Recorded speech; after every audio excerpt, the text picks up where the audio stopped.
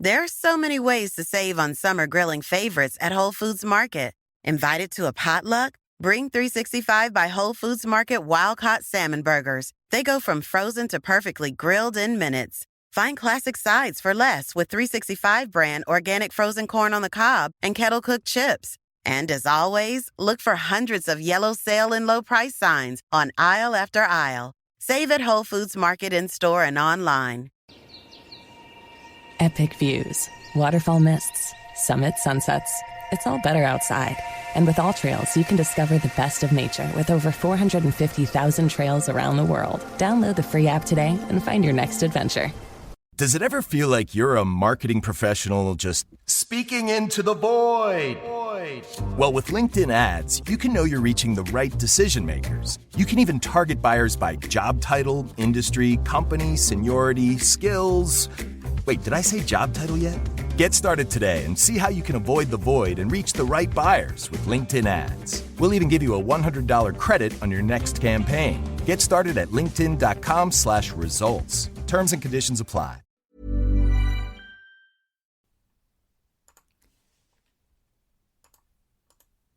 Hi, everybody. It's Mike. I wanted to let you know what you're going to be listening to today.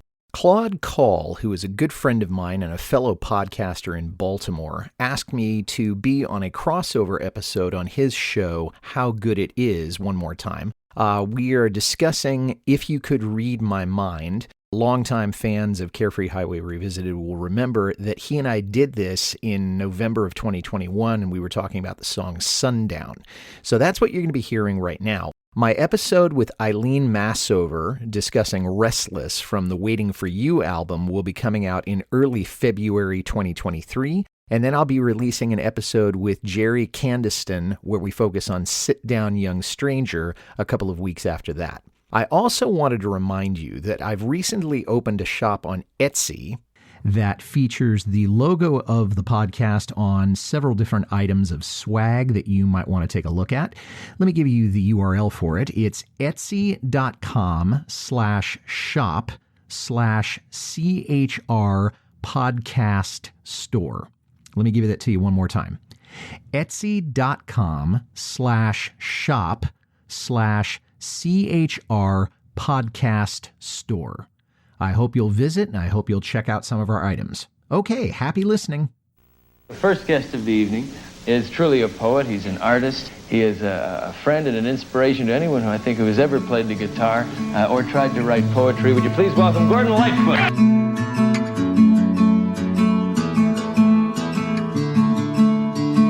This is Carefree Highway Revisited, the show that celebrates Gordon Lightfoot's music song by song, a proud member of the That's Not Canon podcast network. I'm your host, Mike Messner, and with me today is a podcasting colleague and friend from Baltimore, Maryland, Claude Call. Hey, Claude, good to have you on the show. Hi, it's good to be back.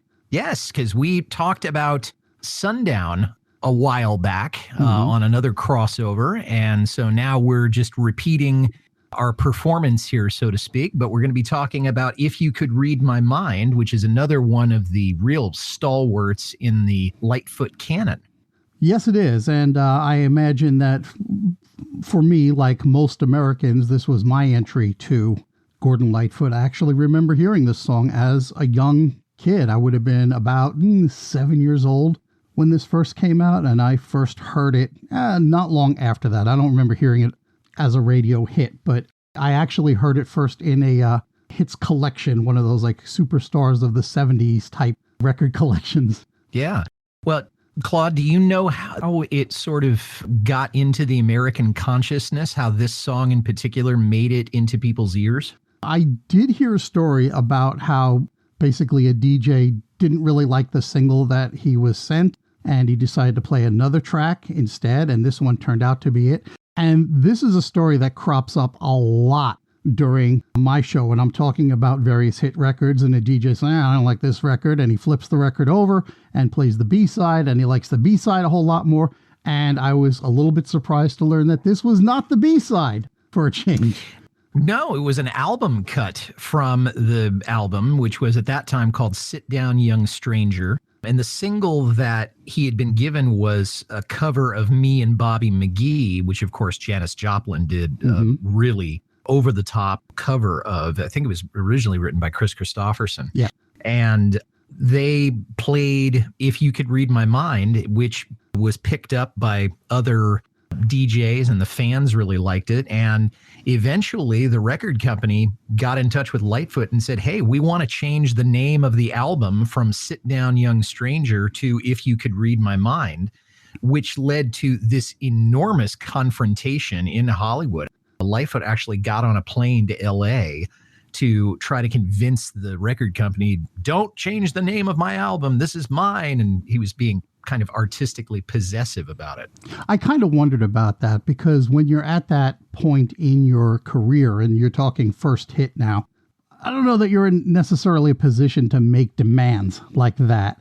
And so there are going to be times, and I remember talking to Jim McCarty from the Yardbirds just a couple months ago and asking about decisions like this. And he was like, oh, that was totally out of our hands. We couldn't do anything about that, especially when it came to the American releases of our albums. So I imagine that Lightfoot went through pretty much the same arguments, even though it was a different label. It was still like, you know what?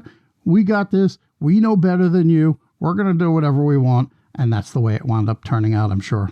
The other relevant piece of the puzzle here is that someone at the record company said to Lightfoot when they were having this discussion, he said, Lightfoot, you understand algebra, don't you? And Lightfoot said, yes. Okay. So the difference between leaving the title of the album as it is and changing it is the difference between X and 7X.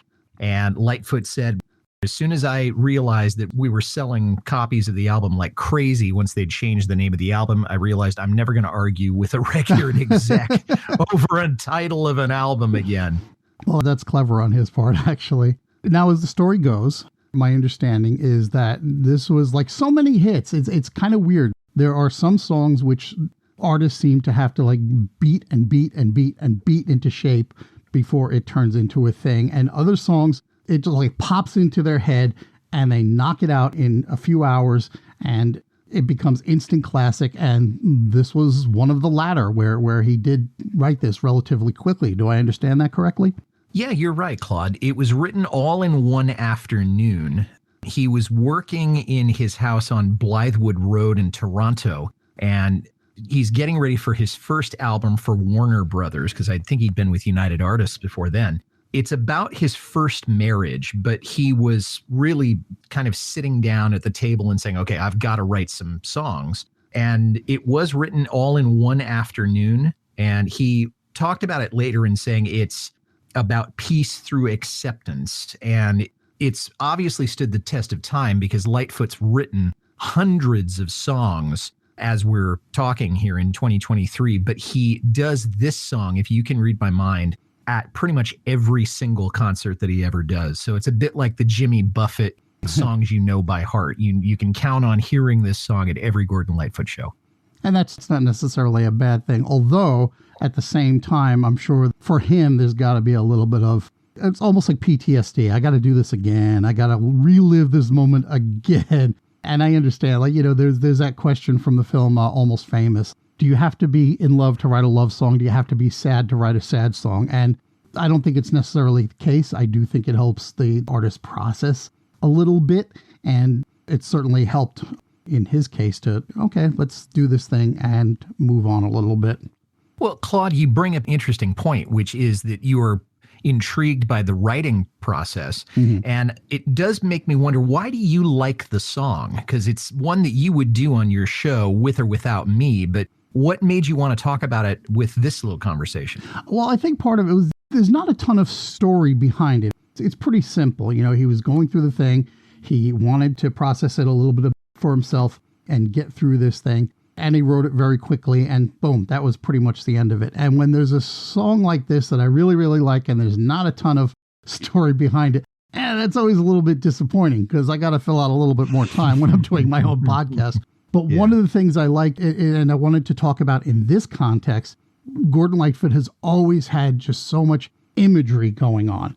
And I like the way that he presents himself in the lyrics and the stuff that he comes up with. And so to take his situation and turn it into a couple of similar yet different metaphors is just such a testament to the talent that he's got when it comes to his writing. I love the imagery that he comes up with, whether it's this, whether it's Wreck of the Edmund Fitzgerald, which I covered solo way back early in the history of my show, or whether it's Sundown, which we did just a few months ago. You mentioned the imagery, which says a lot about his talent as a lyricist. Mm-hmm. I think just as important is that there's enough musical variety in it, so it's not just a poem. It's not just something that's written in blank verse. To me, it is the perfect Lightfoot song. It's personal, it's simple, and it is interesting, yet the arrangement is very, very straightforward. I mean, it's guitar, bass, lead guitar, and then orchestration, which was done by either Nick DeCaro or maybe Randy Newman. I don't remember which. But it's not a terribly elaborate piece, and yet it's had amazing staying power and amazing success. We'll talk about how it charted and, you know, who else has covered it in a little while, I suppose. But to me, it is the absolute pinnacle of his songwriting talent. Yeah, I think so. And it's not to say, well, he peaked early and that was the end of that, clearly, because this was just the beginning for Lightfoot, really, especially in the U.S. I mean, he'd already had a couple of hits in Canada, but this was the one that really broke him out here. As I said, like the imagery, and it's not complicated. It's fairly simple stuff that is very accessible to anyone. And at the same time, you were sharing with me some of previous information and how while we're given something that we can pick up pretty quickly, and at the same time, you're a little bit confounded. And I did think about this a little bit. And I'm thinking specifically about that first verse about, you know, an old time movie about a ghost from a wishing well. And you're like, what in the hell movie was that? And, you know, I thought about that. I was like, it's something that we can all latch onto very quickly. And yet at the same time, what movie would that have been? And I thought about it. I actually took some time to think about this one a little bit. And I came up with two possibilities, which he might have kind of melded together into one on this. One was the old Abbott and Costello film, The Time of Their Lives, okay, from 1946. And that is one in which Lou Costello, and I'm sorry, I can't remember who the co-star was, the female lead, they were both killed during the time of the Revolutionary War as traitors. And they were thrown down a well. And there was a curse on them that where their innocence had to be proven for them to be released from the property that they were bound to. So, you know, 150, 200 years goes by, and Bud Abbott comes along, and finally they get found innocent, and they manage to move on to the afterlife. And then there was another one around the same time, 1945, called I Know Where I'm Going, which does involve a castle and a well and a curse that's all attached to the whole thing. And they think it just a more evocative kind of imagery. And I think he kind of pushed those two films together because they're both old-time movies. They both involve ghosts. They both involve wells. But I Know Where I'm Going at least has a Scottish castle, but it's there. You have to wonder, though, I mean, from going from Abbott and Costello to Gordon Lightfoot, because it's going from the sublime to the ridiculous in some ways, because this is a very serious, very sad song. And clearly, it's possible that Lightfoot had seen one or both of these movies, and they are old-time movies. They would have been, you know, in the early 70s or the late 60s, they would have been considered old-time movies. But I think he's really talking about just the fact that they are both telling a compelling story. They have nothing to do with the story that he himself is telling in this song. And I did not know about those two films, but of course, Lightfoot doesn't do a whole lot of explaining to journalists or other people about all of the songs, and certainly doesn't dissect the lyrics. And I don't think there's anything shameful about that. I mean, he wants to maintain the enigma, and more power to him. He doesn't owe us anything. You know, I mean, what's the point of art? Is for you to react to it and to maybe interpret it, and how you interpret it is kind of up to you, because what you're going to respond to is not going to be the same thing that I respond to, or we're both going to respond to it, but not necessarily in the same way. And that is not necessarily a terrible thing. Let me move on then, because we talk about, like, you know, the ridiculousness of an Abbott and Costello movie and this story about a sad relationship that's gone wrong. And then you move into the next verse and he starts talking about a paperback novel, the kind the drugstores sell. And he's got to be talking about like the Harlequin romances, which were like remarkably cheap novels. Yes. They were written, on the fly very quickly, and they cranked out dozens. I think they would do a dozen novels every single month. It was like enormous library of Harlequin romances. And again, it's an image you can latch onto very quickly. And at the same time, the stories involved were forgettable. And it's like, this was the literary equivalent, I guess, of like the Hallmark movies, especially at Christmas time, where they all seem to have like the same kind of plot and the bodice ripping picture on the cover and that sort of thing. And so same thing. It's an image you can grab onto quickly. Don't take it too literally, but you get the idea. No, you don't want to take it too literally. But on the other hand, in this one, he is bringing it just a little bit more close to the heart, because he is taking some responsibility for the breaks in his marriage. And he has since gone on record as saying that he did a lot of womanizing. He did a lot of running around on his first wife. So the hero would be me, but heroes often fail. You won't read that book again. She's not coming back to him. Right. And so it sounds like he's, if you want to look at it in terms of the Kubler-Ross cycle, he's approaching acceptance that the end of his marriage has arrived. We'll be right back to our conversation with Claude Call about If You Could Read My Mind. But first, a word from a podcast partner or two. As kids, we were a blank sheet of paper with no life experience, and now we are paper balls full of perfect imperfections. Join me on the Grown Up Podcast as I explore these imperfections with you and occasional guests to give a different perspective on life that will make you think just a little deeper. Along the way, we celebrate independence by catching the waves of independent musicians with the Now segment, better known as Naturally on a Wave. If you're ready to smooth your imperfections so you can show up for yourself, then search Grown Up, look for the perfectly imperfect paper ball, and press play. Tune into the Grown Up Podcast on Apple Podcasts, Spotify, Pandora, iHeartRadio, and more. Oh yeah, remember to subscribe so you'll never miss an episode. Radio is so much different than it was in the 80s. We had it all. The music, the movies, the DJs, and morning shows. Back to the 80s Radio is a show from the 80s in podcast form. We bring the memories from that awesome decade back. Join Toscano and Chang every Friday as they take you on a ride back in time, sharing their experiences and laughs. Stop on by and discover some of the wacky things this crazy duo comes up with. They talk about it all, the good, the bad, and the ugly of the greatest decade. Don't miss the greatest 80s podcast in the world. Back to the 80s Radio.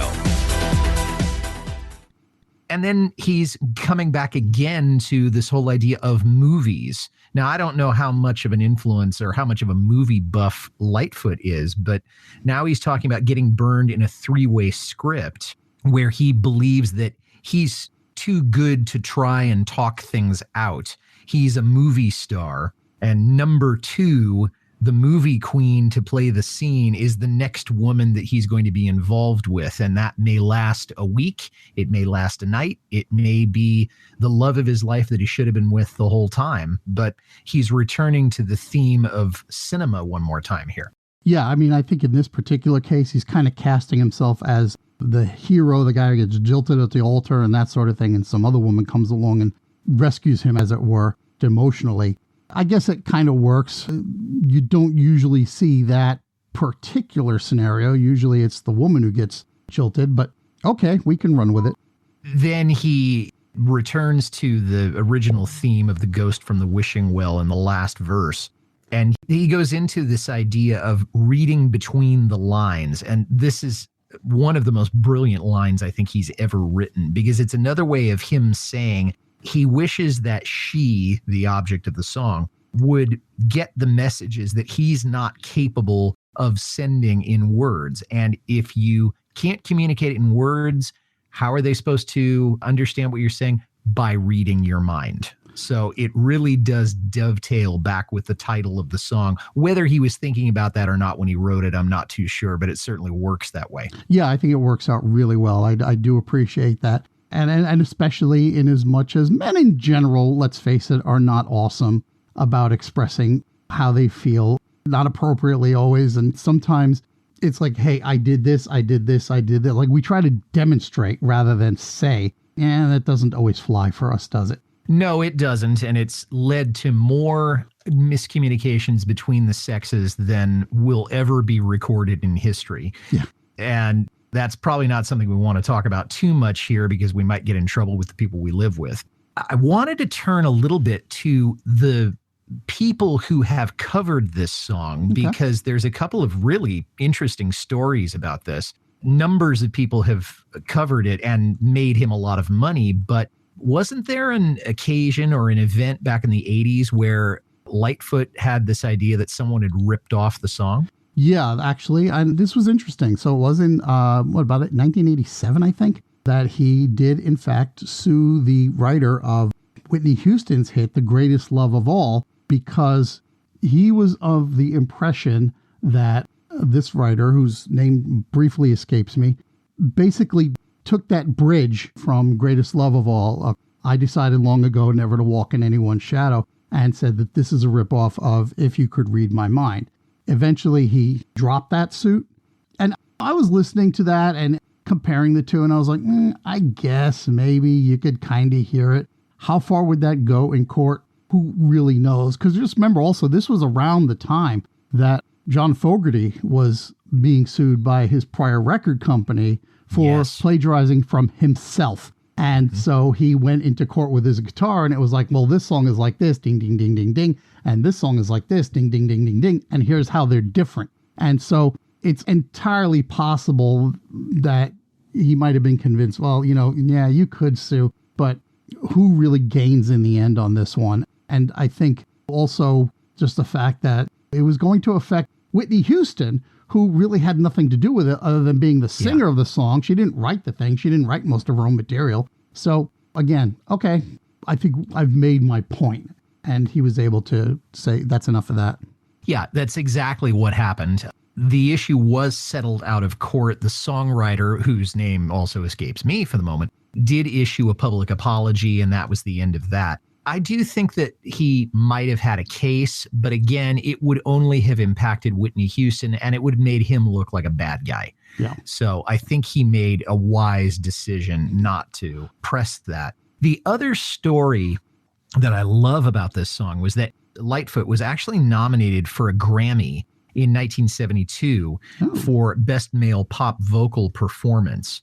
And he was invited to play this song on the Grammy broadcast. Now, that is a huge deal in the early 70s. I mean, and that is like the equivalent in those days of getting your picture on the cover of Rolling Stone magazine. I don't know what the modern equivalent would be, but he wanted to do it. And the show's producers said, well, you have to cut the song down to 2 minutes because that's all we have time for in the program. And Lightfoot said, nope, I'm not doing it, and walked away. So he might have gotten a little bit more exposure if he had done that, but I have nothing but praise for the fact that he kept his artistic integrity there, because I don't think you can tell the kind of story that he is telling in this song in 2 minutes or even 3 minutes. I think the thing clocks in at about 4 and change, if I'm not mistaken. Yeah, it does. You're right. I really don't blame him for the same reason. It's like you can't really tell the story. Even if he's like a verse and the chorus and wind it down,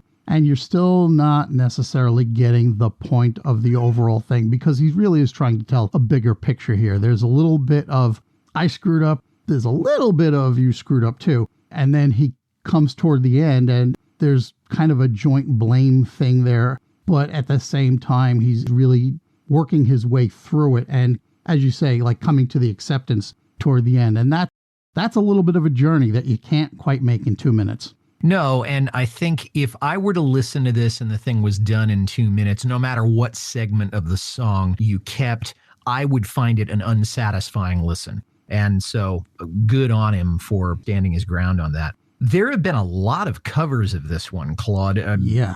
It's almost a who's who in music. Are there any that stand out to you? I rather like Glenn Campbell's version. Frankly, I was not impressed with Johnny Cash. I know a lot of people like that version. I was like, yeah, that one's okay. And then the other one I liked was Diana Krall, and she did that in a duet. And I'm trying to remember who she duetted with for it. I love listening to that one. Those are probably the biggies for me. What about yourself? Well, I did like Glenn Campbell's version. Johnny Cash has done justice to some Lightfoot songs. I don't think this one was particularly good. I liked Don Williams's version. Although it's not my cup of tea, I like what Stars on 54 did with the song. They actually made it into a dance track and didn't do a bad job. Again, it's not my taste in music, but they had a number 2 hit on the disco charts with this song. And if you're listening to the original, you'd think, how on earth could you make this into something that would show up in a disco or Studio 54 or something like that? But they made it work. Yeah, and it works. And not necessarily my cup of chai there, but it's okay. I think it's just says more about the production and the innovation that they had. Frank Sinatra did apparently try recording it at one point and then said, I can't sing this. There's too many words. So go figure. I don't know if I can imagine Old Blue Eyes singing this one. Can you? Actually, I kind of can. Yeah. Because there are some songs that he takes and he kind of big bands them out and like, no, that wouldn't work. But there are other times when he can do that kind of quiet and slow. And yeah, I could see him like old school Sinatra, like really old school Sinatra, kind of crooning this one out. Yeah, I think he would do a fabulous job on it. I think the story that went down was that he was either a major investor in or maybe owned outright the company that Lightfoot was working with at that particular time. And so Reprise Records, sure. Yeah, he wanted to try it. So that's one of those great could have beens in music history. That might be the theme for your next podcast, Claude. I actually thought about that, doing an episode where basically a song was offered to one artist who turned it down and then somebody else did that. So I could conceivably, slot this one into that sort of, well, I've already talked about it. Now I got to come up with other material. One other thing I wanted to touch on before we left this was that this was just a monster hit for Lightfoot. And as we've said in previous circumstances, he had done very well in Canada, but this was the first hit that really made it big in the States. And very quickly, 27 on the Australian KMR, 28 on Australian Go Set, number 1 on Canadian RPM, number 1 on Canadian RPM Adult Contemporary, 19 in New Zealand, 30 in the UK, number 1 in US Billboard Easy Listening, and number 5 on the US Billboard Hot 100. And I could go on, but I think you get the idea. I mean, this is just a tour de force of songwriting, and it really did signal that he was not just going to be confined to the Canadian market anymore. Sure. And also just for the entire year, top 40 for the year in the US and top 20 in Canada. All right. Well, great. Well, Claude, this has been a lot of fun. We're talking about an amazing song, and I'm doing it in amazing company. So thanks for taking a few minutes to talk with me today. Thank you so much. I always have a blast working with you here. And thanks for listening, everybody. If you like this well enough to listen to the whole thing, tell somebody about it. Carefree Highway Revisited is on Apple, Spotify, Acast, or wherever you get your listening matter. Our website is www.lightfootpodcast.com. I'd like to make a special request for you to visit my Patreon page. I love this show so much, and I want to keep it going, and you're in a position to help. Please head over to www.patreon.com/carefreehighwayrevisited. $1 or $2 a month is all I ask. You can reach me, Mike Messner, at teachermike72@gmail.com. Well, our next episode will feature my guest Eileen Massover, and she and I will be discussing Gordon's song Restless from the Waiting for You album, and that episode will be coming out in early February. Until then, this is Mike Messner reminding you, run for the roses, but don't forget to stop and smell them. We'll see you next time.